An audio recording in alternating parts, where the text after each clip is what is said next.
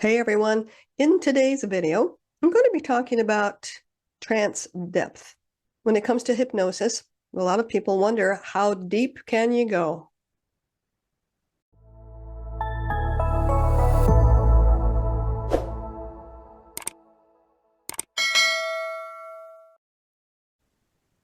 One of the more common questions that come up in my hypnosis certification courses from my students is about trance depth.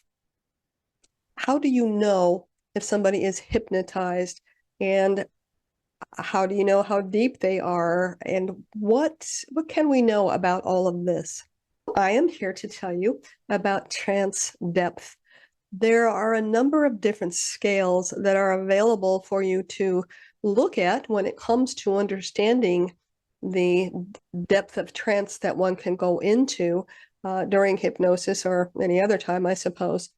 But the scale that I use is called the Arons Scale, and it's a more simple scale. It's got 6 different levels to it.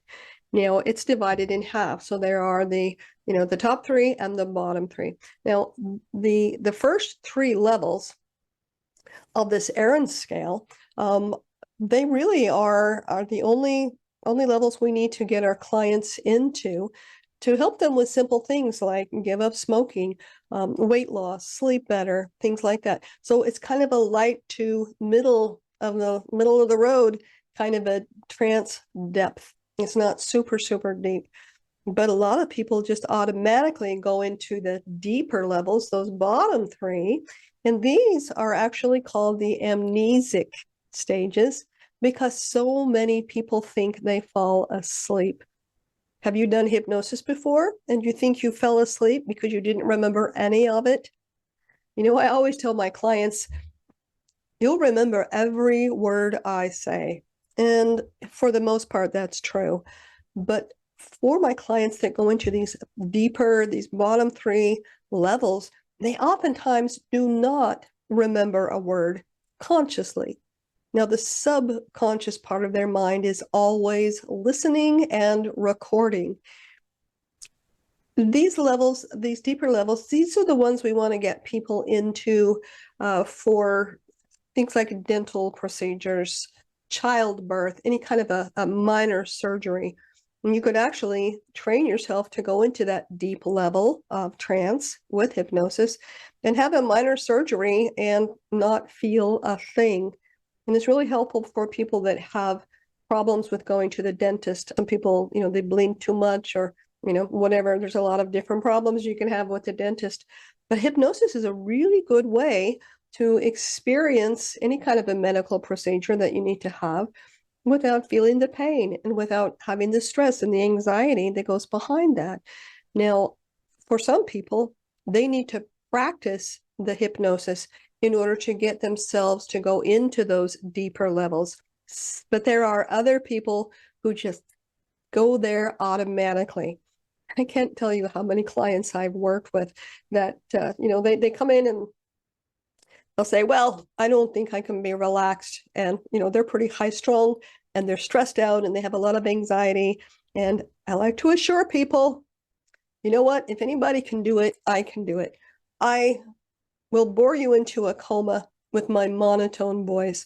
And I start my whole thing with them. Of course, they're in the recliner there before COVID anyway.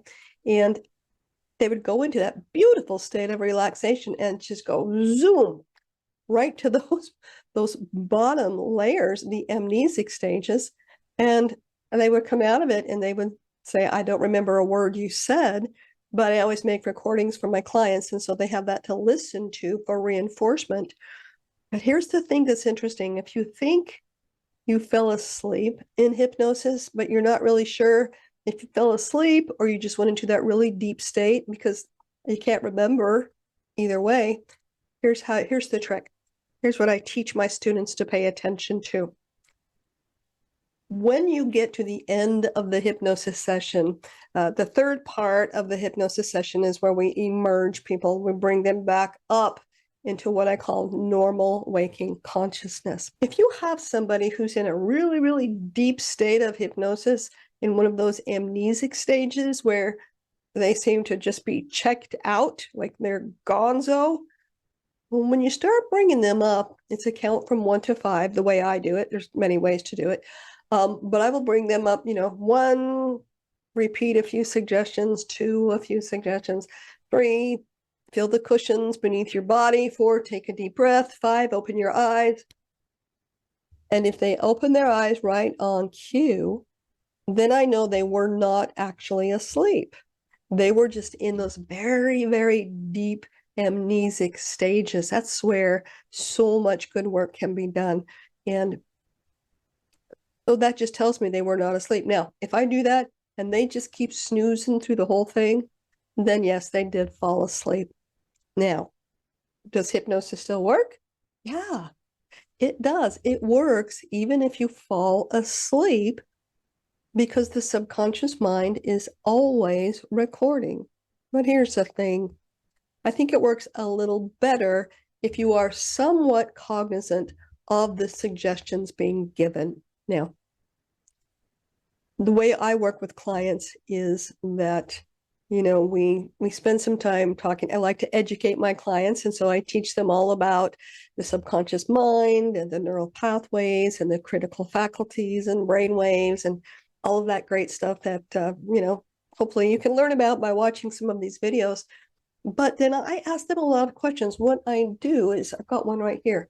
I have this form that I use. It's called a personal change blueprint. And all my certification students are very, very well trained in how to use this.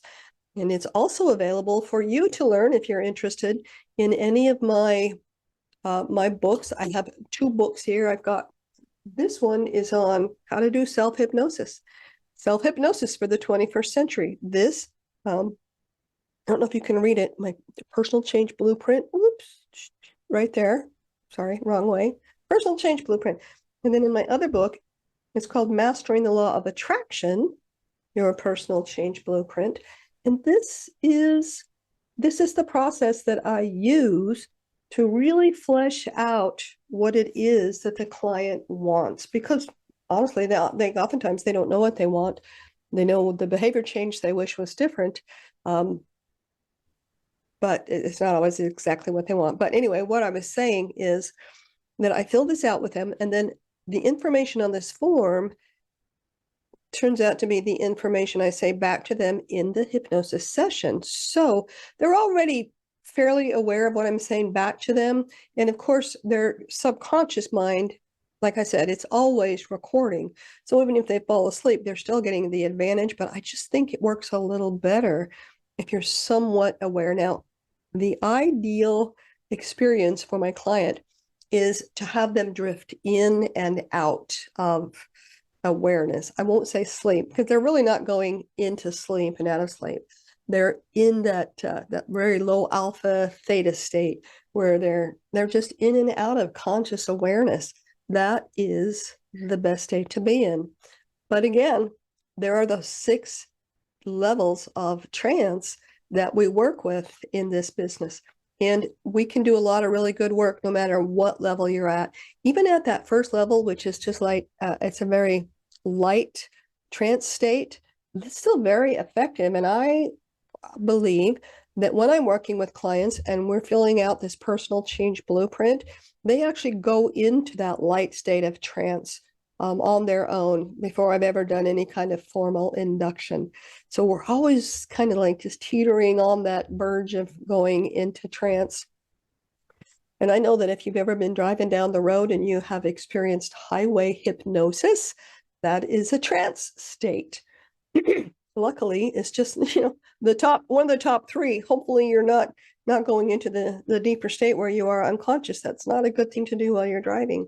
But there are these 6 levels. And if you want to get really adept at going into those deeper levels, for most people, it takes practice, just some repetition, and not a lot of practice, just listening to a hypnosis recording for a couple of weeks is really all it takes. There are some people that go into those deep states just like that every time. They're called somnambulists, and they're always fun to work with. I like having people that go into those deep states makes me look good, right? But actually, if people who go into those deep states really quickly are very highly sensitive to hypnosis. And oftentimes those are people that have a lot of phobias.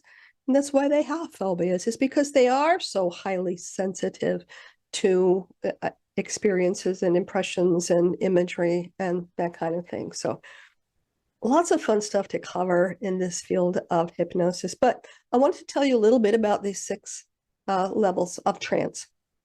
So if you need to lose weight, if you want to quit smoking, you want to start sleeping better, you really only need to experience those lighter stages of hypnotic trance. But it's very natural and very easy for you to slip down into those deeper states, the amnesic stages, where you don't actually remember. And you can experience something called time distortion. You've probably had that happen to you when you've been working on a project, something you were doing that was fun, usually some kind of a creative endeavor. And all of a sudden it's like, oh my gosh, it's 3 hours later and you have completely lost track of time. Most of the recordings I make for my clients average around 30 minutes. Some of them go a little bit longer, but I remember this one woman who, she laid down in the recliner and we did the whole hypnosis thing and I made her recording and it was about 30 minutes long.